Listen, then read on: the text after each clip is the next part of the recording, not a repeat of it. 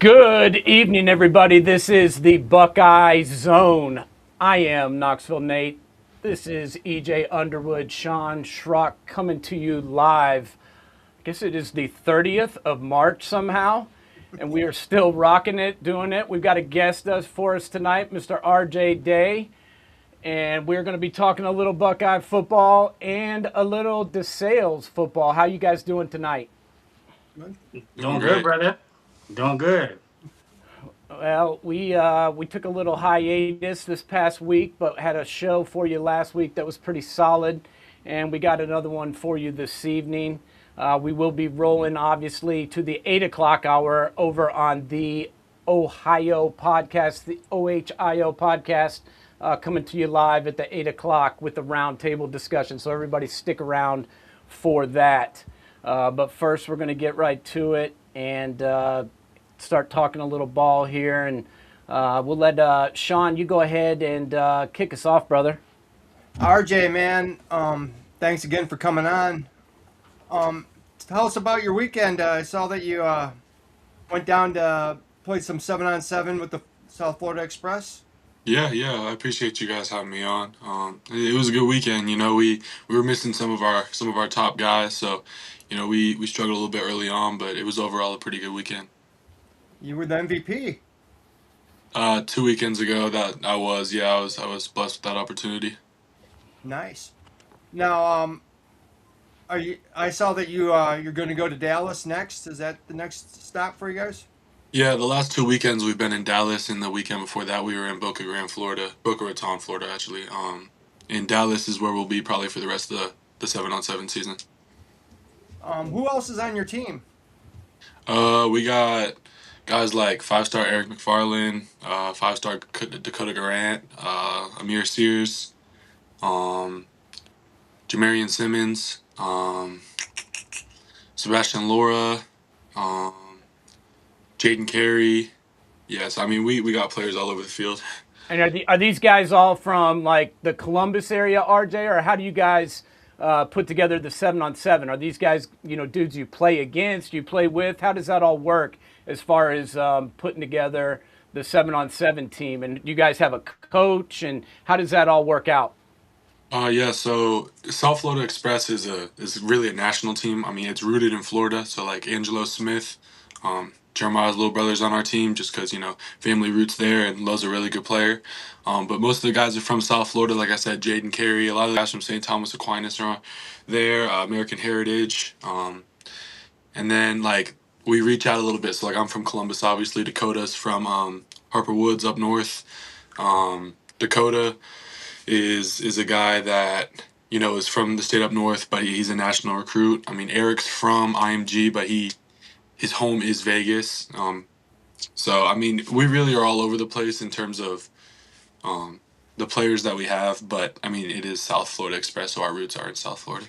Gotcha. And then they just send out like invites to guys that they want to rep the team, or what? Yeah. So I think I don't really know how the process works, but for me, they just hit me up and was like, "Hey, you trying to play with us this tournament?" And that started out in Vegas in February, and then I've just kind of been with them ever since. Gotcha. Go ahead, EJ. So, how many games do you guys normally play in the tournament style? Like, is it like 5 or 7 games? Because I've never done that, so I think that's totally awesome. Times has changed. When I came out, there was no 707 in the spring. But like, how many games do you guys normally play in the tournament? In a regular like actual tournament, we play 3 pool play games. Then we play the bracket, however many games that would be. But Okay. right now we're in something called OT7, which is an overtime production. They just invite the top 25 teams in the country, and there's 8 different weekends that you come down. Each team gets invited to 4 different weekends. You play 5 games per weekend you're there, so you get 20 regular season games, and then the top 12 teams get invited to the playoffs in LA in June. Oh, nice, nice. So LA is like the pretty much like the Super Bowl, like having it out there like that. Yes. Yep. Oh man, that's dope. That's dope. I'll tell you what, man. Like today, I've like been looking you up on Huddle, and I'm very, very impressed, man. How you play the quarterback position. Me being a corner, like I always read the receiver and quarterback. But one thing I noticed that you do well, and I noticed it in the 707 film from last year at Ohio State. you have a good you look off guys with your eyes very good, and a lot of quarterbacks in the high school level are not good at that. Can you tell me like how did you become like good like that, and who was helping you with your training like to become a better quarterback? Yeah, so I think to start, it just comes with experience. Yeah. You learn lessons, and as you go on, like early on, I learned a lot about staring down my receiver. That's not going to get you very far, No. especially when you're playing against guys who are reading your eyes, especially good safeties. Like they'll break on it before the ball is even out of your hand. So, you learn lessons as you go on, and I mean, just with the experience that I've been able to rack up the last 4 years, that's definitely helped. To just getting your eyes in a place to make a defensive player indecisive is probably like the number one thing I think of when I go through my progression. Like, how can I make these guys wrong, no matter what they do? If they go here, then we got something to go here, and vice versa. But in terms of QB training, obviously I train with my dad, and then I train with QB at Accelerate, Brad Mandler. He's up in Akron, and I've been working with him for about 2 years. And he's trained guys like Drew Aller, Ethan Grunkemeyer, um, a bunch of different people who had like along the years, and he's helped me a lot, and he's really helped me like just improve my arm strength and just develop as a passer. No, I got man. I'm telling you right now. When I was watching your eyes, I was like, "That's next level stuff right there." Because a lot of kids, like you said, like when I was in high school, I would get a lot of interceptions because the quarterback was tearing down the receivers.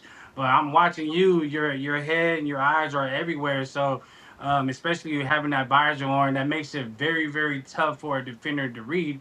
How do you approach leadership both on and off the field, like with your 7-on-7 teammates and obviously your Columbus DeSalle teammates?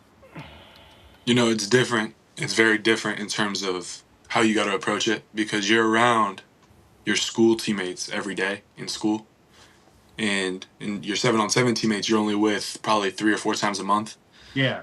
So I would say like every day with my sales teammates, whether it's winter workouts or mat drills or whatever it may be, just trying to establish a good relationship with those guys. So when it's time for me to hold them accountable or them to hold me accountable, that relationship's strong enough to know that it's from a place of love. Um, so like just developing those relationships with my teammates to get to the point where we're comfortable to hold each other accountable without there being problems is probably like the number one thing. Because if you trust somebody, then you're gonna follow somebody. So just building trust with those guys. And in terms of the 7-on-7 team, really just lead by example. I mean, those guys, I mean, everybody who's on our team is the guy at their school. I mean, there's no point in not saying like, I mean, my teammates on my 7-on-7 team could go to whatever school they want, including Ohio State. I mean, those guys are very, very good football players. So I would say like, just in game, like if we need to refocus, just maybe getting the guys together. Hey guys, let's refocus and then let's get back on the same track here. But other than that, off the field, everybody kind of just does their own thing in terms of because I mean everybody's so different. Yeah. Now, going into this your senior year, what's one aspect of your game that you're really working on? Is there one aspect of your game that you really this off season that you're really honing in on? Yeah, I definitely say arm strength. I mean, you're always, especially as an undersized quarterback, you always need to improve your arm strength because that comes with it. Because I'm not a 6'5" guy who's gonna rip it 75 yards. I mean, that's just not the reality of what God gave me. But I mean, He gave me other tools to use. But just working on the stuff that I need to so that I can close the gap in areas where I might be not as God given ability to somebody else. Now, I saw you also had a very good visit down in Virginia Tech. How'd that go? Went really well. I have a lot of respect for Coach Franklin and their quarterback coach, Coach O'Brien. I mean, we text probably every couple days. We Zoom call just like this and talk football. I mean, I have a good relationship with those guys, so it's definitely a place that I could see myself going if it were to come down to that. Yeah, there's no doubt. You can tell you've been on the Zoom calls a time or two, man. You're seasoned for a young man, that's for sure. But I think you tell me. It seems like playing in the 7-on-7 and playing with some of these guys that come from all over the country and have obviously great amount of skill, that's got to improve, your overall abilities, right? I mean, it's like playing in an all-star game, for a couple weeks at a time. How do you think that helps you, get ready for the season, RJ? I think the most important thing is definitely like the speed of the game. I mean, you're playing against dudes, like guys who will potentially go into some of the biggest programs in the country and play right away. So those windows and the timing and everything is all sped up. So I think for me, the biggest thing is just going to be adjusting, because I feel like I have adjusted to the speed of the game at this point. Now going back to regular high school, I do think the game's going to slow down for me a lot in terms of the windows and the throwing timing and all that. So I really do feel like that would be beneficial. Nice. And how are you going to manage this, RJ, going in? This is obviously, a big year for you coming up, and you've got other stuff going on, obviously, trying to pick out the schools that you want to, gauge interest from and the coaches that you want to meet. How are you, what are your goals for this year, and how are you going to manage, your time as far as dealing with that aspect, of this season, as well as, trying to put your best foot forward, on the field? Well, I think you said it. I mean, just be where your feet are at. Put your best foot forward every day and just identify the tasks and the mission for the day and then attack it in the moment. You can't really get too caught up in, what's 2 days, 3 days, 4 days, a week, a month down the road, because in the reality of it is you got one day to maximize, and that's today. Um, so, I mean, there's a lot going on, but if you really just focus on the moment and get your job done for what it is today, then it kind of calms down a little bit. Go ahead, EJ. So, what's a personal strength you feel that you bring to the quarterback position that sets you apart? What I'm saying, from other guys, especially in the Columbus or the national level. You feel like? I definitely think my knowledge of the game. I mean, I've been around it since I was a little kid. I mean, my dad's a coach. Um, like I have been sitting in those meetings. I've been on the whiteboard. I've been sitting in those film. Like I've been sitting there for years now. And like when I go on these visits, I feel like I can have a pretty high level conversation. And it's been mentioned to me pretty much every time that very rarely have they had a conversation to this level of football with recruits before. And I take a lot of pride in that because it's something that I've worked for a long time on. I mean, just something I'm going to continue to grow as time goes on. But when you talk about the number one thing I bring to the table, it's probably leadership, competitiveness, and football IQ.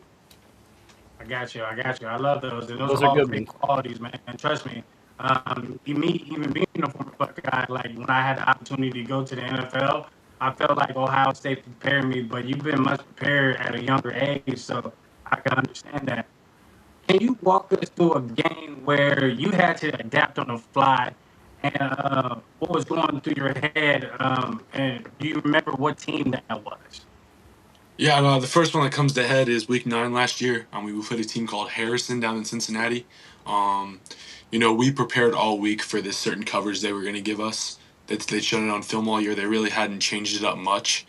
We came out in the first half. They started playing it. We had some struggles running the ball, so we had to throw the ball a lot.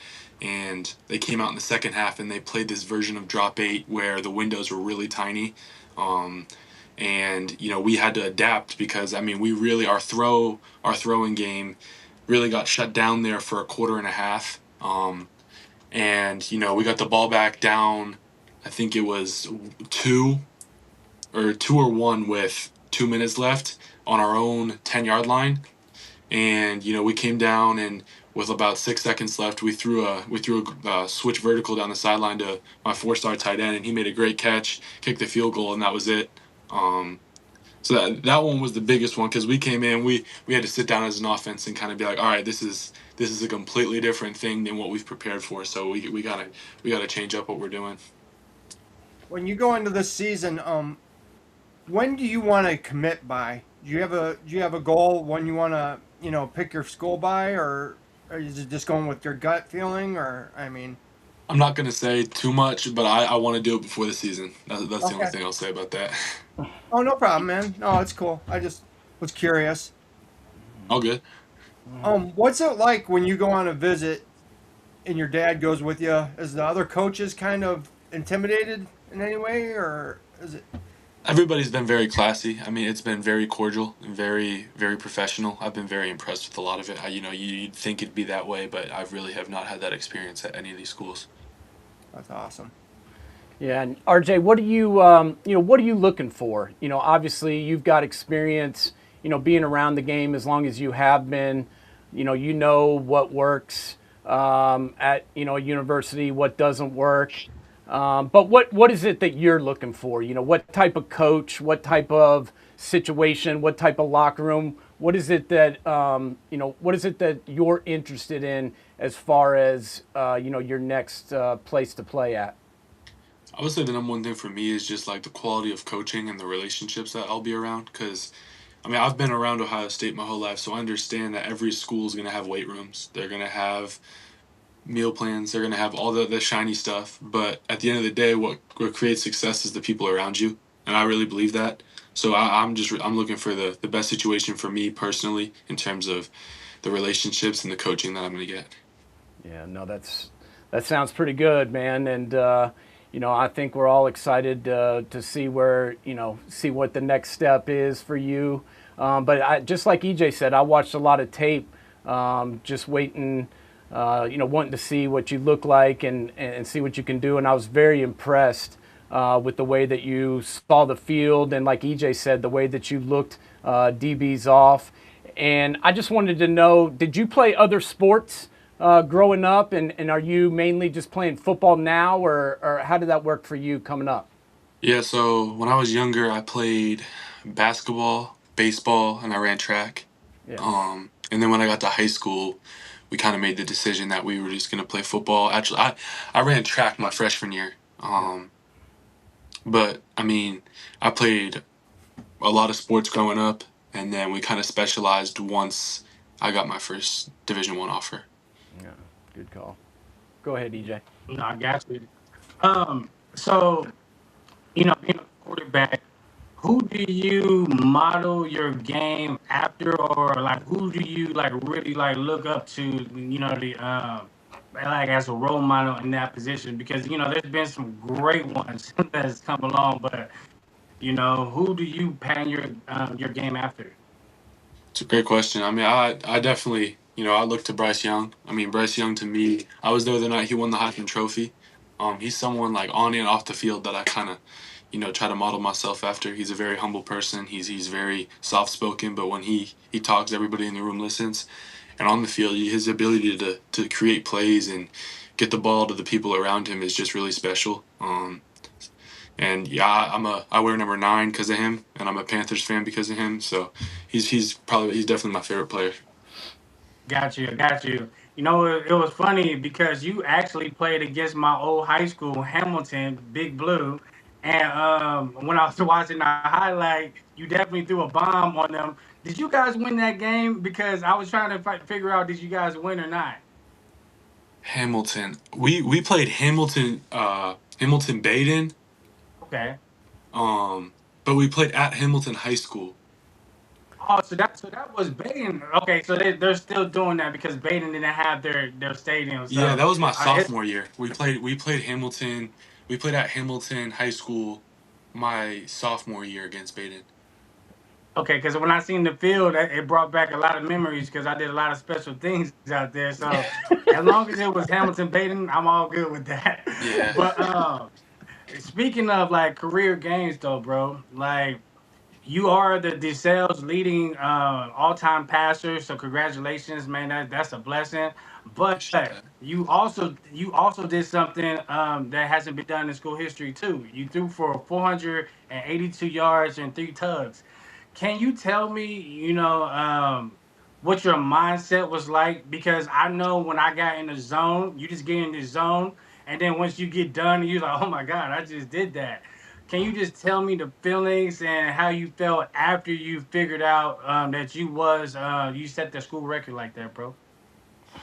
So that was in the playoffs. That was against Ashland, and Ashland had Yes. a Division I quarterback who was going to Maryland. So Oh, we okay. knew the game was gonna be a shootout going into it. So we had a lot of our best pass plays in that week.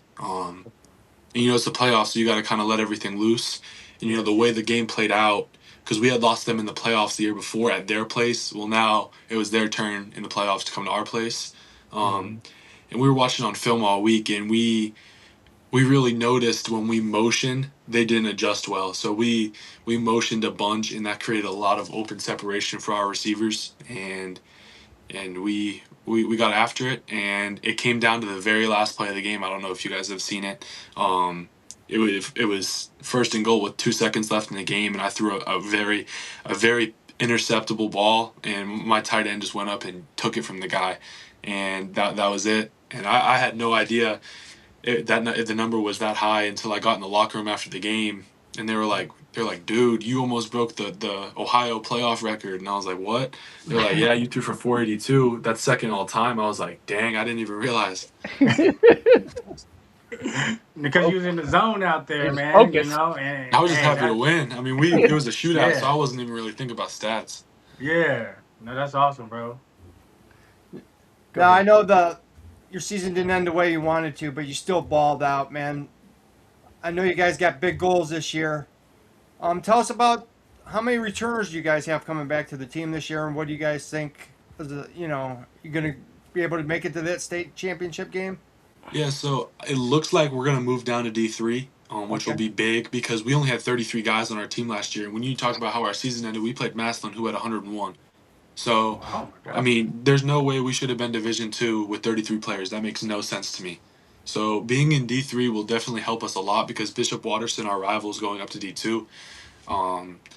So, I mean, returning wise, I got our tight end, who's really, really good. Another receiver who's really, really good. Skill wise, we're in a great position. Up front, we're gonna need some guys to step up. Because I mean, we lost our running back who went to the team up north. We lost an edge rusher who's at Ohio State now. So on defense, we're really gonna need to, have some guys step up, and up front as well, up on the line. Yeah, I watched that Bishop Watterson game last year, and that was a rough one. But man, They're a good team, man. you played your heart out, man. Tried to. I think a lot of people, you really run the ball pretty well. Do you enjoy running the ball as much as do you like the RPOs? Do you want your number called to run the ball? Yeah, I mean, I've been running the ball for the last couple of years. I want the ball in my hand at the end of the day. My teammates are all great, but like when the ball's in my hand, that's when I feel most comfortable. Just because like I can control the outcome, and to me as a competitor, having an influence on the outcome is the most crucial part of being a competitor. So yes, I do like running the ball, but I also understand that I got to be safe. Because me and my coaches have had a lot of discussions about this, about how to do it in the right way instead of just taking unnecessary hits. Yeah, especially if you only got 33 guys on the team, you definitely don't want to lose a quarterback, man. How did you guys do that? I mean, you got a lot of guys going both ways, or what? How does that even work? Yeah, I'm trying to think. So the tight end, the edge rusher. Are we talking about Jordan Carhoff? Yeah, JJ. Yep. Okay, all right. Yep. I've heard of him. Dax, my receiver. Yeah, Dax. I mean, Dax was our leading receiver actually. He played safety as well. Okay. John, JB. I mean, so you think about it, was probably like 6 out of the 11 guys on the field were going both ways. Both ways. Wow, that's crazy to think about these days. What kind of numbers do you guys have at the sales for the school? 950. 950. Okay.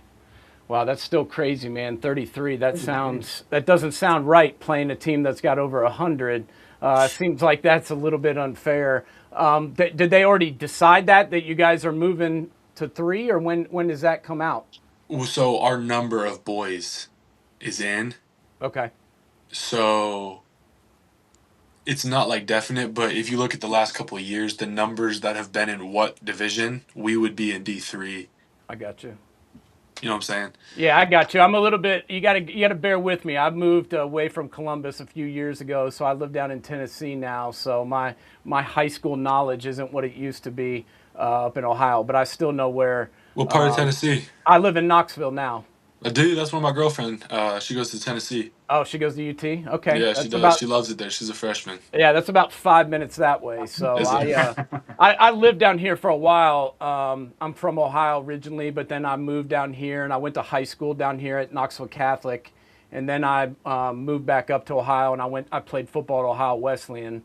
The Buckeyes were not calling me, but I wanted to play, and that's what some kids don't understand is you don't have to play, D1 if you love the game. So you definitely have to love it though if you're going to play at that smaller level because the perks ain't quite as good, RJ. So definitely go somewhere besides that. But I definitely miss watching Ohio high school football because that was where it was. I used to work for CoachCom and we ran the Kurt Herbstreit Challenge and watched all these schools come in from all over the country and try and play against Ohio schools, and it didn't work out very well for a lot of them. Just talk to us a little bit about the competition that you guys face on the regular up there. I think Ohio's the most underrated football sport in the country. I mean, you go down. I'm obviously playing with guys from Florida, Georgia, Texas, Cali. Those are considered like the state powerhouses for football. But I mean, when you look at the state of Ohio, you got Jameer Brown, the number one receiver in the country. You got some really, really highly rated defensive backs, and one being Ace Alston. He's going to Notre Dame. I mean, you got players all over the state that are going to the same places, if not better than some of the guys that are, down in those places. And there is a sense of toughness in the state of Ohio because it is a blue collar state in my opinion. Yeah. So you're 1 week you're playing against a team that's got a 4-star safety / receiver who can make plays all over the field. The next week you're playing against a team with 4 defensive linemen that weigh 300 pounds and they'll knock your teeth out. So to me, you get a little bit of everything in the state of Ohio, and if your schedule opens up that way, you could have a long season. No doubt. Go ahead, EJ. So I still know you're in high school, but what's been the biggest the biggest challenges so far that you have to face trying to balance school and football, bro? You know, to me, during the season, it's the hardest because you're trying to watch film, you're trying to get everything ready for practice, got to get your body right. To me, it's really about just being disciplined. So when you have the time to do the stuff that you need to do, you get it done. That way, it's not lingering. Um, you're just getting your work done when it needs to be done, and leaving your time for football. So just setting a schedule and then just having enough discipline to stick to it. No, I got you, man. And then tell me about how do you stay motivated when you face setbacks or you're having a tough game? Like, where do you go for motivation to like get yourself out of those ruts? I mean, when you're especially in game, when you're in a competition, you don't really necessarily need motivation when thing goes bad. You just kind of got to get yourself back into the momentum because when something goes wrong, the momentum's all in the other team's favor. Okay, well, how do I get the momentum back in our favor to where we can get it rolling again? So, for me, it's always about how can I get our guys going by getting the momentum back, whether it's a big play, whether it's like talking them up, whether it's doing all those things, we got to go get that momentum back.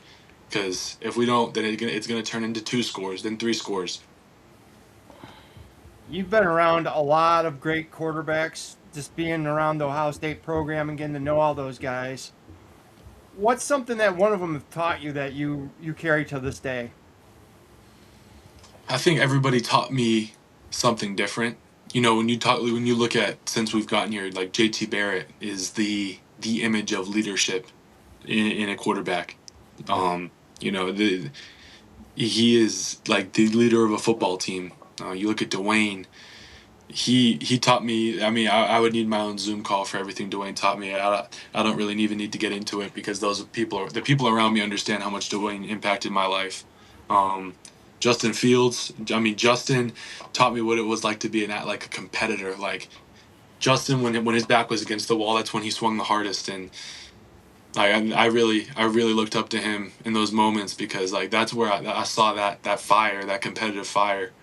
CJ being like in charge of the game. Like when CJ Stroud was in the game, you never felt like there was anybody else on the field that was going to control the game other than him. I mean, he was in complete control every time he stepped on the field, and that confidence and that swagger that comes to the quarterback position. I learned from CJ.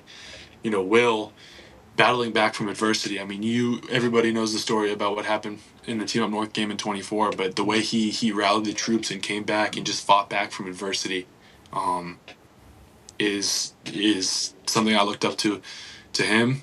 And then Julian is the most like me in terms of our frame. I mean, we're not the biggest guys in the world, and we're not like these crazy athletes. But the way that he has a sense of just calm, cool, collected in all moments, you can't really rattle the kid. Is something that I've learned from him. I do want to share something that I did learn about you. We had a guy come on our show. His name is Japheth Milrow, and his son Clark. We had his son on, and we helped raise some money. His son has Sanfilippo disease, which is it's kind of like Alzheimer's for little kids. And they went to the playoff game against Tennessee, and you and your mom actually gave your tickets to them. And Japheth just told us how during the game that it was really cold, and you kept checking on Clark. You threw him up hand warmers, man. And I just wanted to say, man, you're not only a great player, but you're a great person, man. Yeah, I mean, you never know what people are going through, and like I've been very blessed in my life, but God's also given me a platform. I want to use that for the good of other people. Am I a perfect person? No, and obviously I make mistakes in my life, but at the end of the day, I want to do the right thing for the people who need it most. Yeah, that really meant a lot to them. So I wanted to share that with you. Yeah, Ooh, that's some pretty good stuff, man. That I is was good stuff, man. I was blown away by the guy's football knowledge, and now you're a pretty good dude too. So you're on your way, man. You got fans in us for sure. Tell us a little bit more about what you got going on for the rest of this year. Obviously, we're getting into spring. Do you guys have spring ball still up in Ohio or no? And what's your summer looking like, RJ? I don't know what the rules are, so I'm not going to comment on spring ball. So I'm not going to be put on record saying anything. So Nope. This kid knows. He we do knows his not shit, man. have any practices. I will say that we don't have any practices. So I don't know what the rules are, but Yeah. we don't have any practices. I got you. I mean, really just training, getting our guys, just getting on the same page. I want to be careful with what I say here, but you know what I mean. Just the regular off-season stuff. Just the typical getting ourselves ready for the summer and the season. I got you. Go ahead, EJ. Any big games this year that you're looking forward to getting payback for like teams that beat you over the last few years or even last year? Yeah, I mean, obviously our rivalry game is a big one always. I mean, it's one of the best rivalries in the state of Ohio. So we really want to get that game, especially our senior year. So I mean, we're going to prepare the best we can. I'm trying to think who else we lost to last year. I mean, we lost to Baden and Maslin, and I don't think we play either of them. So I mean, really just the rivalry game. We have some big games on our schedule. Like we play Ursuline week 1 after Okay. that whole mess. So we'll see how that goes. Because historically they're good, but after the whole mess that happened, I'm not sure how much they retained. Okay. And we talked right before the show started, but we was going on live. You guys are going to be at the Ohio State 707 camp, right? Yeah, we'll be there as a team. We're doing a couple as a team. Yeah, I think Ohio State, Pick North, a couple of those other ones in there. No, I'm looking forward to it because like I haven't like just like Nate, I live in Virginia right outside of DC, so I have not been to like the Woody in so long.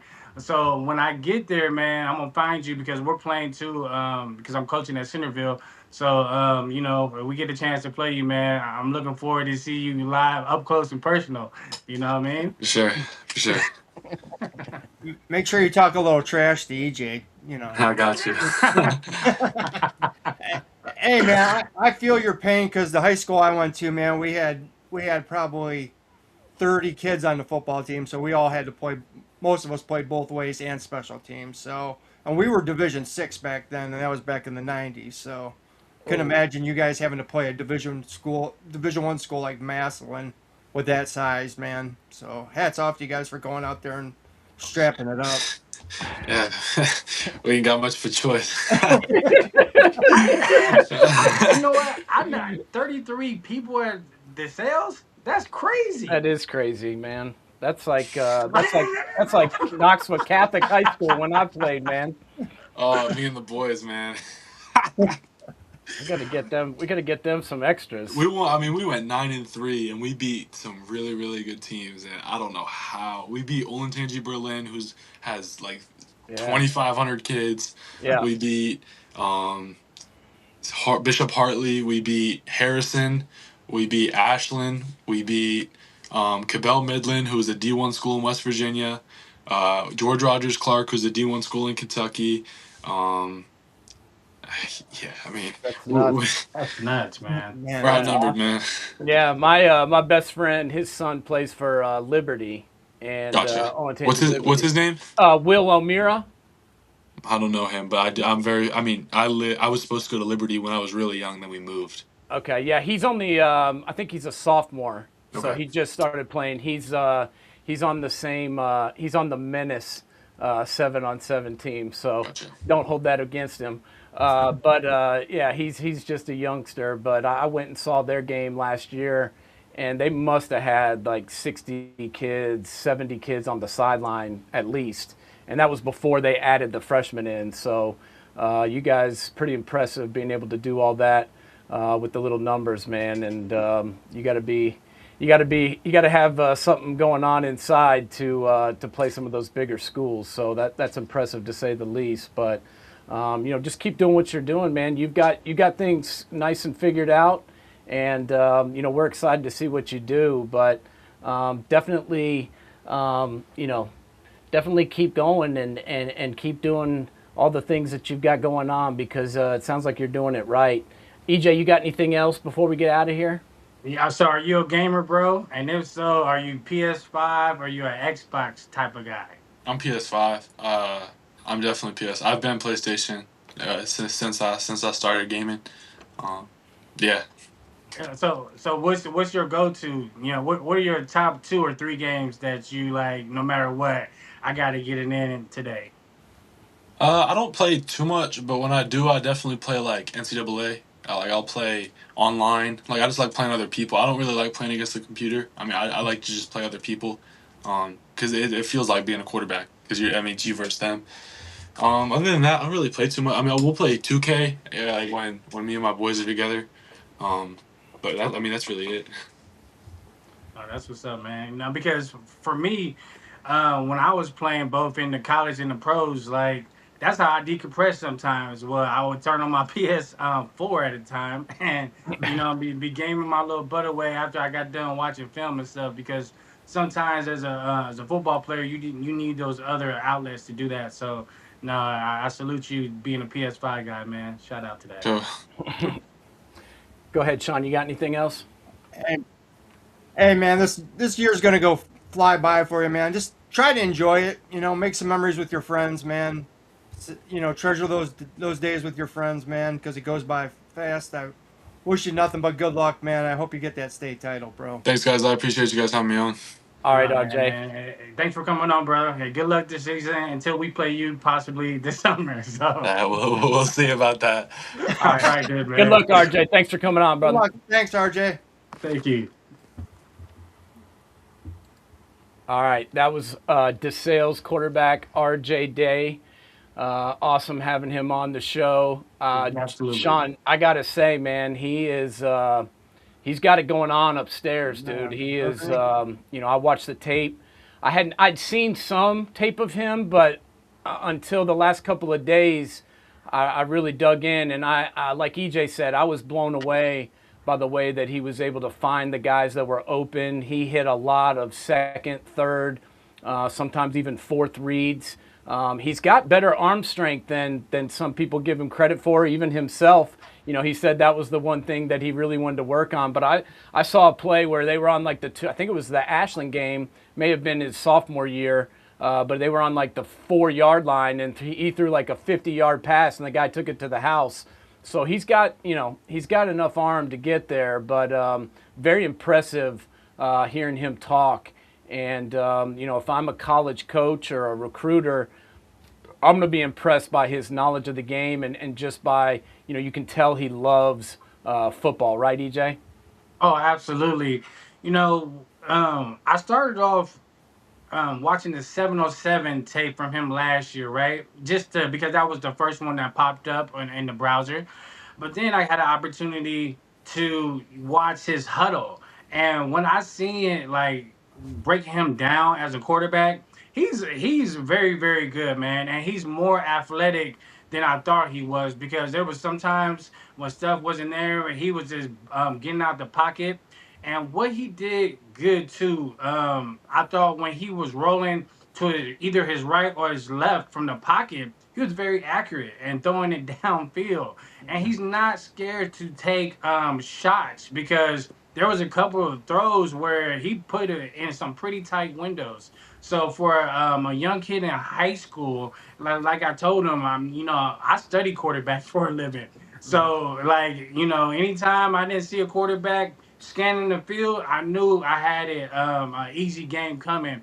If I was to play him in high school, it would be kind of challenging, because I couldn't get the necessary reads on him right there. But nah, man, I see tremendous things coming.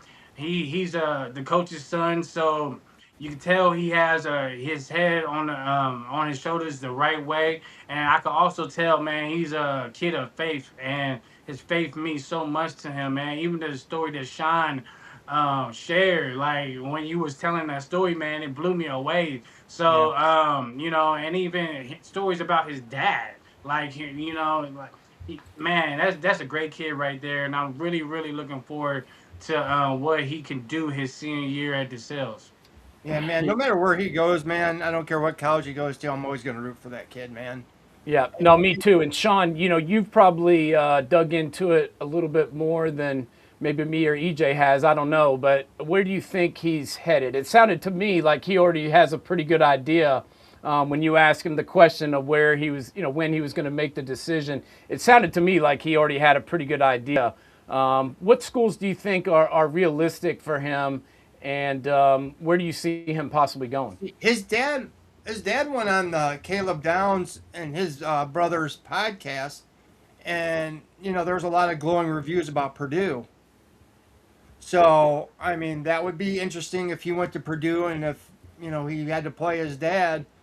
But like he said, he had a really good visit at Virginia Tech. I mean, he's got numerous. I mean, Syracuse has offered him, Boston College has offered him. Of course, then he's got a bunch of MAC schools like BG, Akron. Those schools have offered him. I think he's even had an Ivy League school or two offer him. So I I've heard some things about Purdue. Ryan, when Ryan did that interview on Caleb's podcast, he said, he got along good with the coaches there, but that was that was a while ago. So things could have changed by then. So Yeah, and the thing is, today's game is different, right? He seems like a guy that's gotten a lot more interest here in the last 6 to 10 months. And for whatever reason, maybe it's his size, maybe it's whatever, but it seems to me like he's gotten more interest here as of late. And that's not a big deal anymore, man, because you can move around, you can find the place that fits good for you.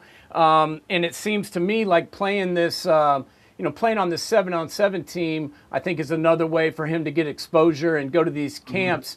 EJ, what do you think about him, doing that kind of thing to try and get, some more interest and try and show people what he's got? You think that'll help him as he tries to, first select his first school and then potentially, maybe his second? Well, it's the new age. Just like in basketball, I played AAU basketball, so the 7-on-7 essentially is the new AAU for football players, right? Yeah. So I'm sure everywhere that he's gone, there will be big time like schools there. to see. And I love what he said about his senior year because it brought me to flashbacks. Because when I was coming out, I was the number one DB in the state of Ohio, and I knew that I was going to have a big season. I was working out with Tom Shaw, and Tom Shaw used to be the head strength and conditioning coach at Florida State, and he was at New England, but more importantly, he was like Dion's trainer. Mm. So you know, when I had the opportunity to commit in the summertime, I did it because like talking to Tom and them down there in the summer before my senior year, they was like, hey man, just go get that out the way so you can play freely. Yeah. So I look at these 707 opportunities for him is like an interview process. Like the schools will be there scouting him out. And like you guys said, I think he has a pretty good idea where he might want to go. You know what I'm saying? But I commend him for wanting to take care of that before the season starts because when I did that, I felt like it was a big release. But then, I had a lot of schools nervous because I'm now EJ Underwood, the Ohio State commit, Yeah. Yeah. and I heard it in football and basketball. So, no, man, I think wherever he goes, I think the coaching staff is going to get a bright young man with his head on and his knowledge of the game. And at that at that position, you need somebody with that type of character and that type of football background, in my opinion, because regardless of the factor, even if it starts off rocky with him, he's seen it and he could get through it. He listed off some pretty great examples of former, Buckeye great quarterbacks that he could just go back and use those examples and get through it. So I look forward to him, and I'm gonna try to check it out. I meant to ask him where do we check out the 707s because I'm sure they have to have it on YouTube or somewhere live so we can check them out.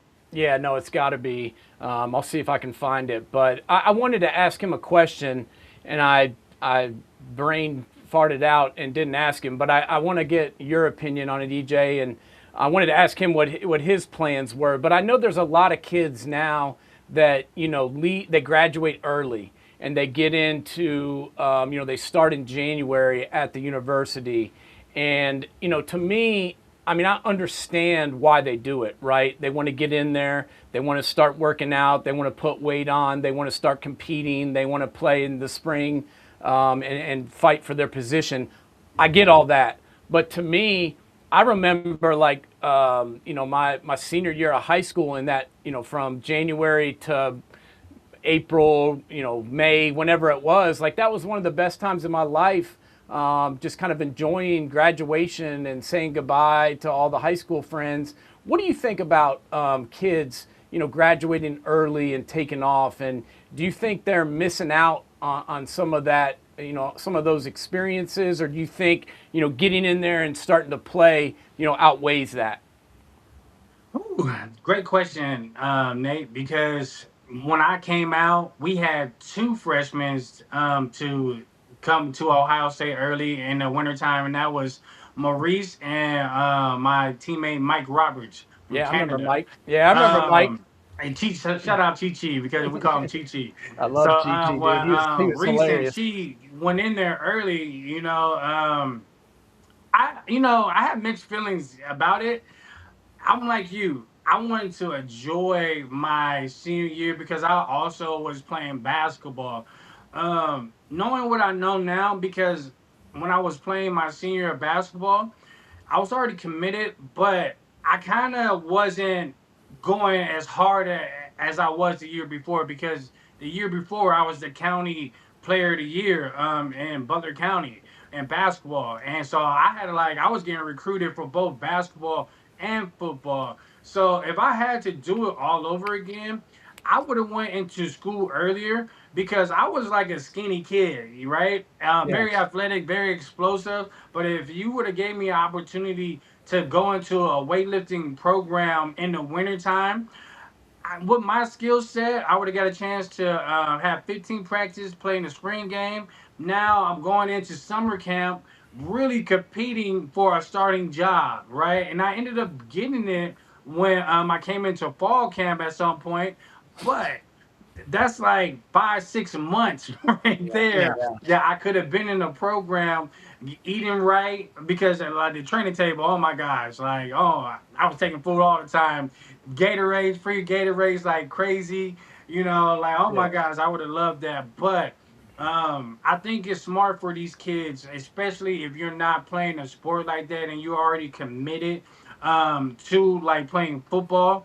I would just tell them go ahead, go in early so you understand the system, so you understand what it's like to maintain a college schedule and go into your and dealing with school at the same time, because that could be very challenging. But Yeah. looking back at it though, I don't regret not staying for the rest of my senior year, but it's something I've always thought about throughout the years. Yeah, no, I appreciate you sharing that because I've always wondered that because I do. I mean, I obviously get it, and I think it does help a lot of those kids to go ahead and get start training, start working out with the strength coach, start using the nutrition, especially with all the stuff they have now for these college programs. They've got nutritionists, they've got health and wellness people, they've got position coaches that can help you fine tune your skills for your personal position. You got the head coach that you can go ahead and start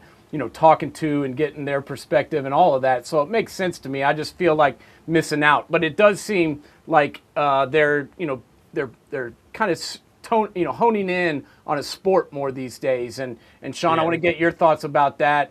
Back in the day, everybody played like, at least at my school, they played baseball in the spring. In the winter they played basketball, and then in the fall they played football because I went to a small Catholic school and we had numbers similar to DeSales, so everybody had to play every sport for it to be any good. But what do you think about it, Sean? Do you think kids are missing out by only playing and focusing on one sport, or do you think it's good because it makes it makes them better at the sport that they're choosing?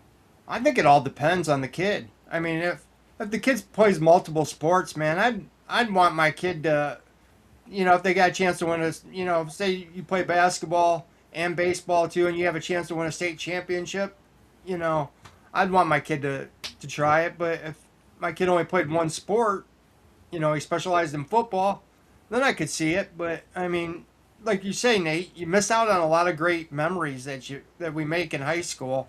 I mean, prom, just spending the last, couple months with your friends that you guys are go your own way. Yeah. So I went to a small school too, and I mean we had 48 kids in my graduating class, man. So I know what RJ was talking about. Like when I was a junior in high school on the football team, I played both ways and every special team. So our kids, most of us didn't get to come off the field, man. So I understand what. Well, that brings up a good point, and I forgot to ask him that too. So I'm like you, Nate. When you're playing with a small squad like that, 33 kids, the fact that that he's still there, because I'm sure he's had opportunities to transfer out. That Yeah. lets me know the commitment about this kid, like, and the loyalty about this kid, Yeah. Yeah. because not too many people who have a star player on a team will stick around for that. Yeah. And Exactly. getting back to coming in early, I do think it does. It matters about what position you're playing, right? Yeah. And even going back for like when Maurice came in early, at that point the running back position was wide open, Yeah. and and I kind of forgot like when we had Mo Hall on that Yeah. Mo Hall was the guy that was Supposed to get it. like the Yeah. top Yeah. prospect who's going to be the starter. But Maurice being there, that he got a chance to be in the offense. He got a chance to get hit by these college dudes now instead of these little high school players. Because when I seen Maurice play Cincinnati Elder our senior year, I had an opportunity. They played him on a Saturday night, so I got a chance to go down to the pit. And this dude was huge. He was big. Like him and Prescott Burgess. Oh my goodness! Yeah, Like they were on the same team. Same team, and they had the Prescott, man. Like that's another like big guy. He was a So badass. you it really depends on the position that you play because like if you are in need to play right away, that's when I think is recommended for that kid to come in early so he could get a jump start and be more ready in the fall time. Well, Yeah. here's a question for both of you guys. How about these kids that reclassify and go earlier? Yeah, that's crazy to me, man. And I like EJ said, I get it. I understand why they do it. I just feel bad for them, just because I feel bad that they're missing out on some of those experiences that the other regular kids, that don't play sports, that they get to enjoy. Like Hmm. Sean said, the prom, graduation, all the things that the senior class gets to do. But you know what? I don't feel too bad for them because they're going to play at the big time and they're going to get paid and all that. But I agree with what EJ said as well. Especially with the way that he's improved on the field. Not to mention, just as he mentioned, he's very blessed. He's got connections. He could have gone to a different high school, Yeah. and the way that he talked about his brothers and the guys on his team and how he's looking for some of them to step up and how he was talking glowingly about some of his other fellas on the team. That shows me that he has loyalty, and that's a quality that is lost on a lot of these kids these days. And I'm not saying it's the kids' fault. No. A lot of times it's parents, it's other coaches, it's agents, whoever, people that have their own interest at heart. Even just around here where I live now in Knoxville, we have kids changing teams all over the place in high school, man. It's Absolutely. crazy to me to think about. I think about going to a different to a different college, multiple years, and I'm like, I couldn't imagine that switching high schools. That to me is even crazier because there's so much involved with high school besides just sports. Yeah. I couldn't imagine flipping that around. So I'm glad you brought that up, EJ. Well, I actually did that. So I went to Lakota East my freshman and sophomore year, and turn around and go to Hamilton, the team that I picked off the year before, and took one back to the house on them. So transferring for me, it was kind of nerve wracking because like even in my Hall of Fame speech, I was telling the guys I didn't know if these guys are going to accept me in here because of what I did to you guys last year. Because people could be funny about Yeah. that stuff, but Hamilton they didn't care about that. They welcomed me and my brothers with open arms, and the rest was history. Nice, No doubt. dude. That's a good story. That's So, awesome, man. yeah, at least it works out sometimes, man. I guess it's tough if you're going to like a rival school. Yeah. That's got to be even tougher. But it's crazy to me to think about how much movement there is now at places. It's tougher on some of these kids. It's one thing if you're you're the badass and you're going to be the best and you're going to play no matter what. But some of these other kids, they sit there and work hard trying to earn a spot, and then this other kid comes in from another school and Takes it. takes it. And then you're like, wait, what do I do? Because there's nobody wanting me, and I've been trying to work for this. It's very, very difficult for some of these kids to get noticed, and that's happening too with in the college world, where kids are trying to go from high school and play and get a spot, and sometimes there's coaches that would rather have somebody that's played a couple of years and has experience playing in college, and they go to the portal and fill that spot instead of taking a freshman. So. It's a crazy world we live in, fellas, but really good show tonight. Enjoyed getting to meet RJ Day a little bit more and get to learn a little bit more about him. He's a very impressive young man, and I wish him all the best. EJ, you got anything before we get out of here? Nah, yeah, you know what? The same sentiments for me. He was a very impressive dude. He made me a fan. And when I go to Ohio State 707 this year, I hope we do play him because I will be talking a little trash. But I just wish this kid the best. He has his head on straight, and I love seeing guys like this. And I can already tell he's a good leader. So I kind of wish I had him as my quarterback in high school. But no, man, it was a great show, guys. Good job, both of you. Yeah, Sean, you got any thoughts before we get out of here? All right, man. Just a super kid. Second time I've gotten to interview him, and I mean, I talked to him here and there, sending him messages on X back and forth, and he's just been a class act the whole time, man. So, love that kid, and I hope nothing but success for him in his future. No kidding, man. But he's got his head on right. He knew which questions to answer. He knew which ones to not answer. And he knew which ones to skate around. So he's going to be all right. I can tell you that. So thanks to everybody for tuning in to the Buckeye Zone. Please go to YouTube and like and subscribe. Help us grow the podcast a little bit. And make sure to tune in to the OHIO podcast tonight at 8 o'clock as we have another roundtable discussion. Be sure to come back next week. Same time, 6:45 Monday, and tune in for the Buckeye Zone once again. Thanks everybody for tuning in, and we'll talk to you again real soon.